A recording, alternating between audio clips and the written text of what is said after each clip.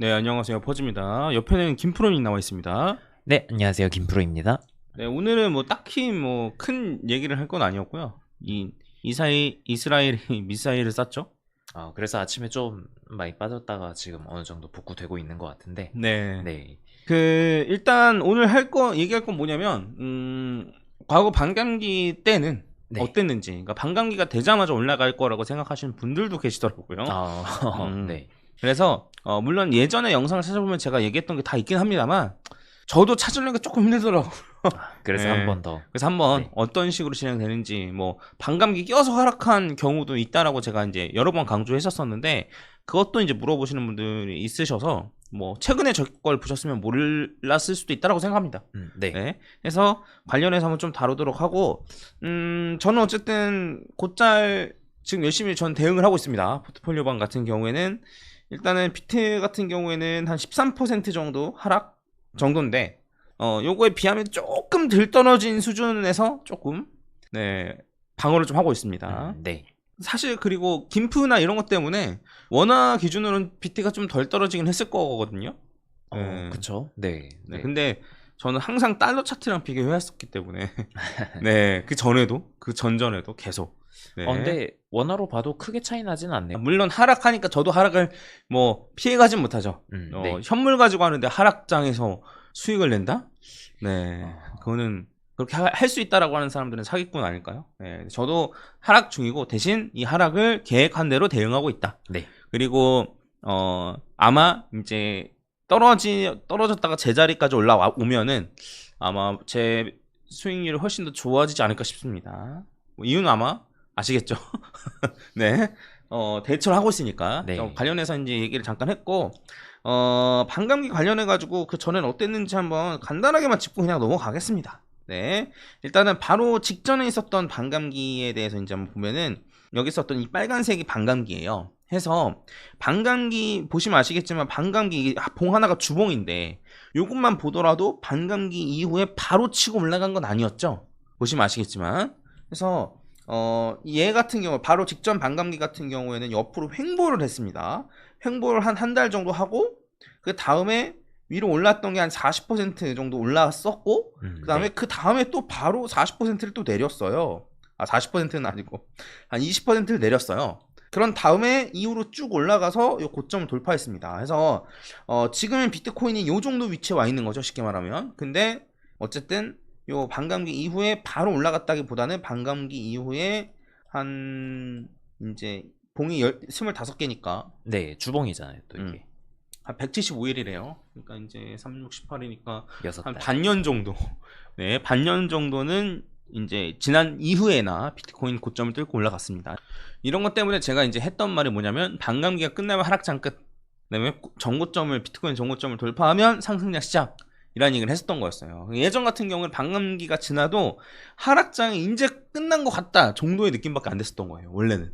그렇죠. 네. 반감기 지나는 타이밍에 이제 지나가는 걸 보면은 고점 대비 뭐 마이너스 40%, 50%이 상태에서 반감기가 지나가는 거였으니까요. 맞아. 해서 요랬다라고 보시면 되고, 그럼 그 전에는 어땠냐? 예. 그 전에는 어땠냐라고 보면 이건 바로 전이 아니구나. 전전이구나. 네. 요때를 보면 얘 같은 경우는 웃긴 게 반감기 껴서 하락했어요. 네. 네, 반감기 껴서 하락을 진행했고, 반감기 껴서 한 40% 정도 떨어졌습니다. 네, 그리고 얘도 반감기 이후에 이렇게 떨어진 이후에, 그러니까 반감기 껴서 40%고 반감기 이후에는 한 30% 정도 떨어졌단 말이에요.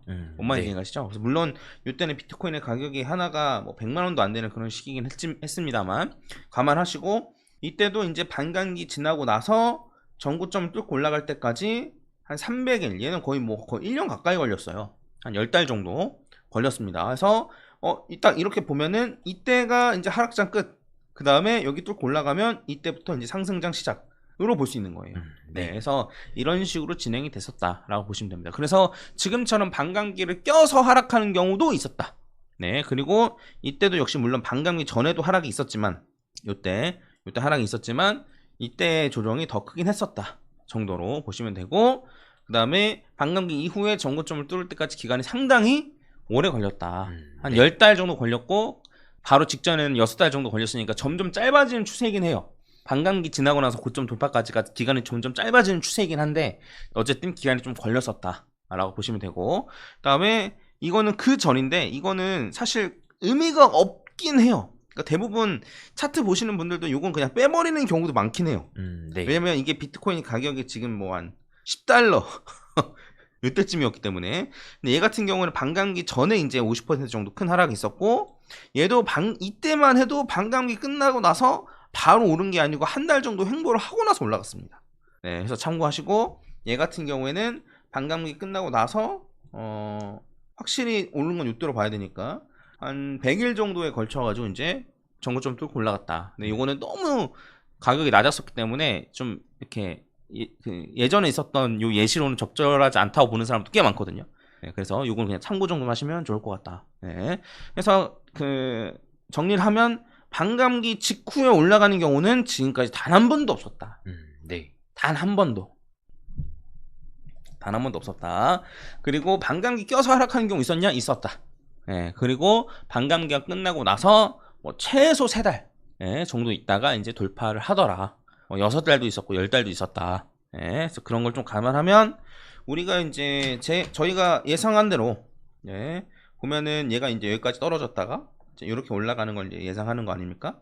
그래서 여기까지 올라가야지만 전고점 확실히 뚫었다고 볼 수 있을 것 같은데, 이렇게 간다고 치면은 이제 반감기를 껴서 고점 대비 해가지고 떨어지는 폭을 따지면 한 27, 8% 거의 30% 가까이 되고, 그 다음에 반감기를 기점으로 이제 전고점 뚫었다라고 볼 때까지 한 봉이 18개니까 한 3달, 4달 정도, 4달 정도 걸린다. 제가 이제 예상한 대로 따지면 이렇게 보시면 될 것 같습니다. 그래서 물론 바로 올라가는 것보다 뭐 급격하게 올라가는 시기는 조금 늦춰지겠죠. 근데 어쨌든 이렇게 고점 뚫고 올라가면 단기간 안에 2배 가까이 올라갈 가능성이 높다 정도로 참고하시고, 좀 한 몇 달간은 좀 지루한 횡보 장세. 물론 여기서 올라가니까 이렇게 올라가니까 이 기간에는 지루하지 않을 수도 있죠. 올라가니까. 근데 이제 크게 보면 이렇게 옆으로 횡보다 이거죠. 그래서 약간은 지루한 장세가 나올 가능성도 있다 정도로 보시면 될 것 같습니다. 덧붙일 얘기 있나 혹시? 아니요. 요 의견에 대해서는 저 따로 이견이 있는 건 아니어서요. 알트는 언제 폭발합니까? 라고 물어보시면 멀었어요. 저 뭐 이제 전고점 돌파하는 데까지도 한 3달 걸리니까 거기서부터 그 비트코인의 고점을 찍어야 돼요. 네. 그 다음부터 이제 잡코인들 올라요. 물론 뭐 몇몇 메이저 알트코인들은 그 전에도 많이 올릴 수 있는 타이밍이 있겠지만, 여러분들이 생각하는 잡코인들의 큰 상승은 비트코인의 고점을 찍어야지만 됩니다. 비트코인의 고점 언제 찍을 것 같냐면 내년 상반기로 예상하고 있습니다. 그럼 내년 상반기까지는 그럼 잡코인들 안 올라간다는 거 어떡한다는 거야? 올라가긴 올라가겠지만 상승폭이 그 정도로 크진 않을 거다. 상승폭이 컸다 하더라도 비트코인 기침 한 방에 마이너스가 클 거다. 네. 이렇게 얘기할 수 있을 것 같아요. 그래서 꾸준히 말씀드렸잖아요. 그래서 잡코인들 그럼 뭐 그때까지 뭐 그냥 가만히 있으라는 거야? 그래서 제가 비트코인으로 갖고 계시라고 여러 번 말했죠. 네, 말했죠. 그래서 본인이 이제 선택하셔서 한 거니까, 물론 최종적인 수익률 자체는 뭐 알트코인들이 자발트가 더 좋을 수도 있어요. 그렇죠. 네. 근데 이제 자발트가 오르는 시기는 어쩔 수 없이 비트코인이 고점을 찍고 난 이후거나 찍을 거의 그때쯤이거나 그렇다. 그래서 아마 올해 막 폭발적으로 올라가거나 만족하실 만큼 막 진짜 막 10배씩 올라가는 경우라든가 이런 거는 올해 안에는 나오기 좀 힘들 가능성이 높다. 그렇죠. 그냥 뭐 펌핑을 그렇게 주는 코인이 있으면 한두 개 정도는 그럴 수 있지만 대체적으로는 내년은 돼야지 그런 수익이 나온다고 봐야죠. 그리고 그렇게 오른 한두 개도 하락폭이 엄청 클 거예요. 네. 비트는 조금 하락했는데도 알트는 하락폭이 엄청 크다거나 뭐 그럴 가능성이 높습니다. 그래서 해당 부분 참고하시면 될 것 같습니다. 저는 이제 말씀드리는 내용이 같아요. 계속. 네. 계속 같습니다. 계속 똑같은 얘기 드리고 있는 거예요. 이상 마치고 영상 올려드리겠습니다. 네, 오늘 크게 중요한 내용이 있었던 건 아니었죠. 중요한 건 아니었죠. 근데 이제 반감기까지 대충 한 16시간 이렇게 남았다고 얘기가 나오네요. 네. 그래가지고 고시니까 한번 정리하는 차원에서 다뤄드렸다라고 생각하시면 될 것 같고요. 네. 반감기가 약간 오히려 요거 핑계대고 떨어뜨릴 수도. 반감기 됐는데 왜 안 올라? 해가지고 떨구면은 반감기 됐는데도 안 오르네. 이제 어? 막 채굴 업체들 다 망했다 이러면서 어. 막 대규모 매도 물량 나온다 이렇게 음. 공포 주고.